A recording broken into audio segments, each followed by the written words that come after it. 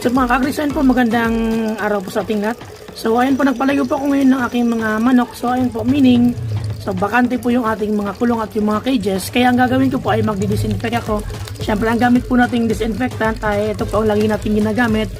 So Protectus Gold disinfectant powder. So exclusively distributed by San Miguel Foods Incorporated. So napaka-solid po nito dahil ito ay broad spectrum na disinfectant. So kaya niya pong matanggal ang mga virus, bacteria at mga fungi. Nakakapagtagal din po siya ng mga hindi kaaya-ayang mga amoy at mga insekto po sa ating mga breeding pens at ating mga cages. At isa pong kagandahan nito ay ito po ay non-corrosive, kaya po hindi masisira or kakalawangin yung ating mga cages na gawa po or mga galvanized na cages.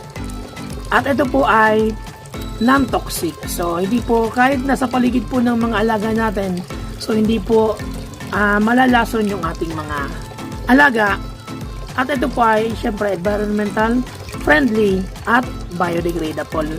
At madali po itong umepekto. Within 10 minutes po matatanggal na po yung virus, bacteria at mga fungi at syempre po yung mga hindi kaaya-ayang amoy sa ating mga kulungan or mga breeding pens.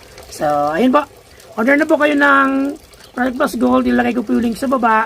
So click nyo na lang po para makapag-order po kayo. So yun lamang po and happy farming.